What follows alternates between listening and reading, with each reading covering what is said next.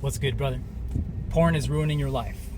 It's time to end it. Here are 3 signs that porn is ruining your life, like it did to mine. And I know firsthand what it's like to lose at life because of a crippling porn addiction. Sign number 1 is that you are desensitized physically, sexually, mentally to anything sexual. You don't know how to be aroused sexually by real women.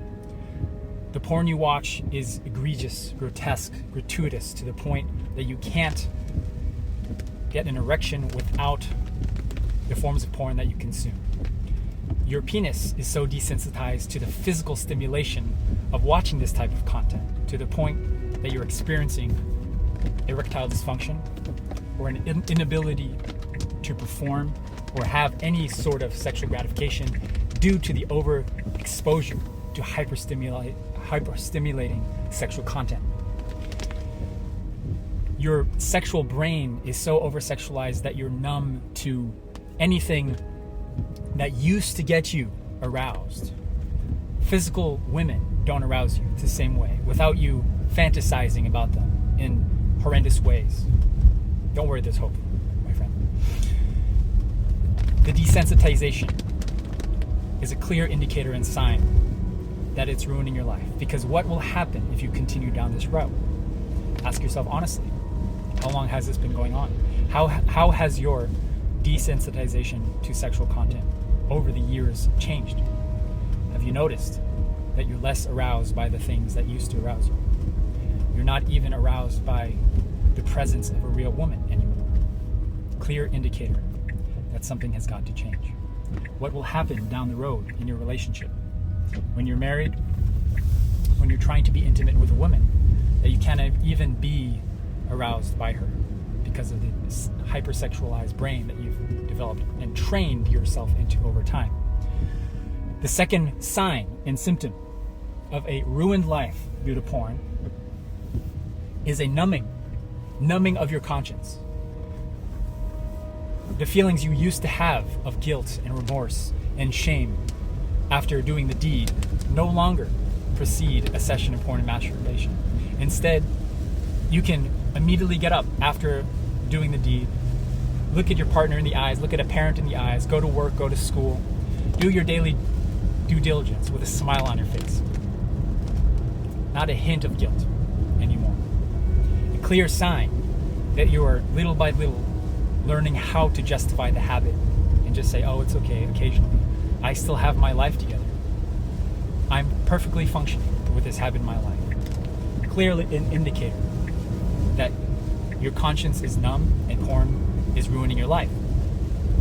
Your conscience, the one thing that God gave you so that you will not go down the path of degeneracy and live a self-centered life, but rather God gave you that conscience so that you will serve others, serve the group, and live to be the man that you're meant to be.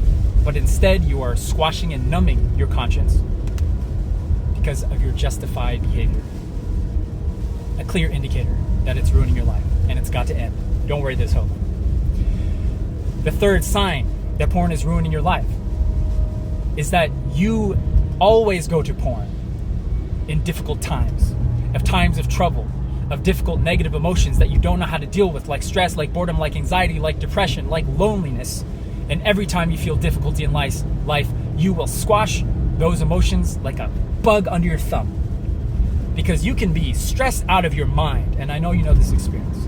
Stressed, lonely, from a day at work, from a fight with a wife or a parent or relative.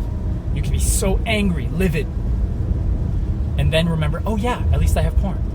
Go to your porn, go to your device, and then completely numb your emotion. Clear indicator that it's ruining your life. Because you don't know how to deal with emotions. These 3 signs are clearly indicative that the behavior has got to leave. And before I give you a solution, which I will, I want you guys to etch this into your mind. You have a dependency on porn to live your life. It's ruining your life. And it's not your fault. It's not your fault. And I know that when I say that, the first thing you say is, well, it is my fault. I've done this. I've done the deed. I brought this into my life. I brought this into my relationship, into my marriage. I brought this into my workplace. I brought this for decades and years into my life. It's not your fault. The same that if a hurricane came through your house and destroyed your house, uprooted your life, destroyed your home, is it your fault? It's not. Is it your responsibility to find somewhere to live? Yes. It is your job to find somewhere to rest your head for you and your family and your loved ones. It is your responsibility to get rid of this habit and to change your life around. But it's not your fault that you're here.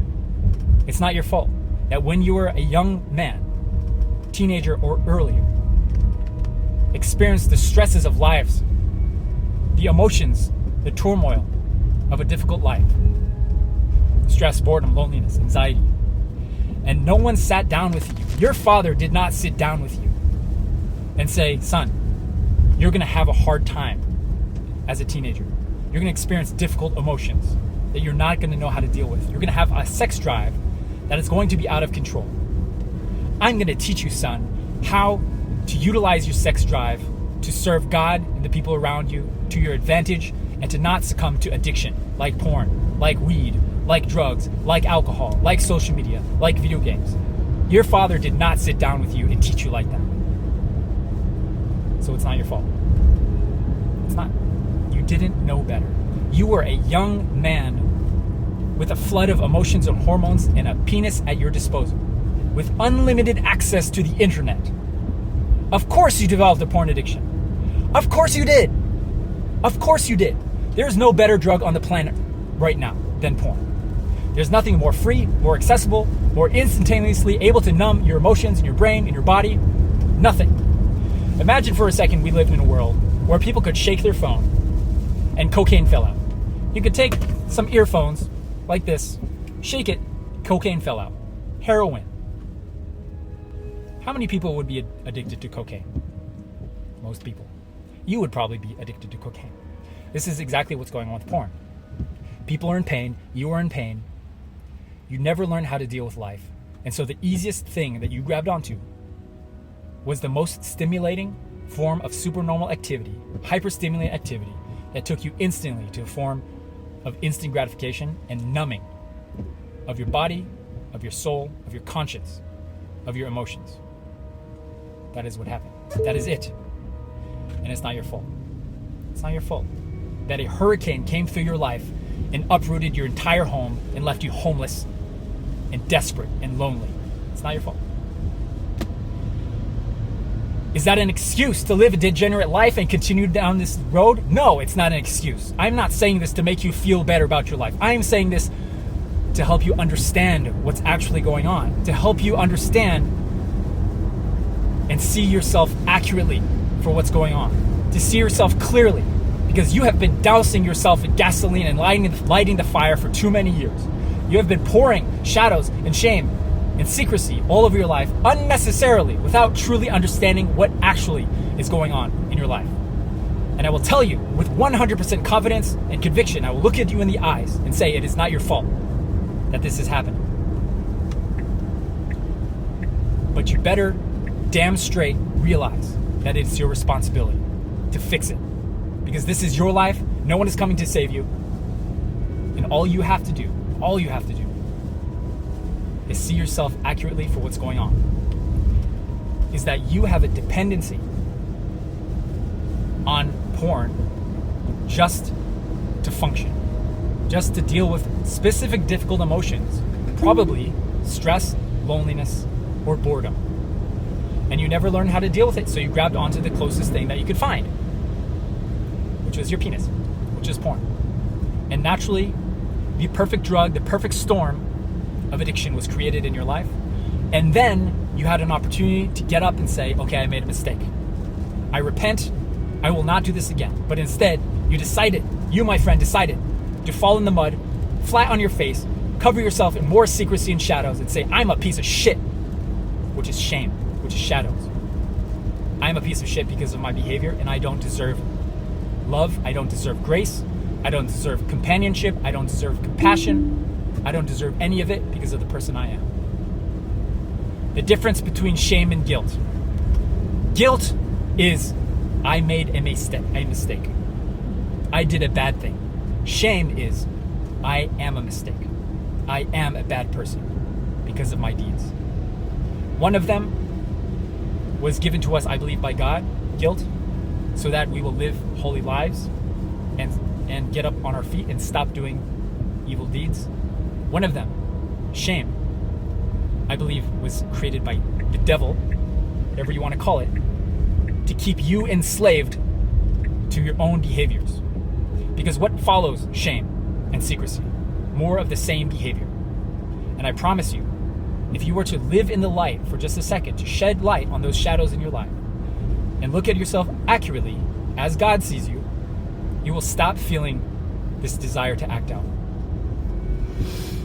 Because you won't need to anymore.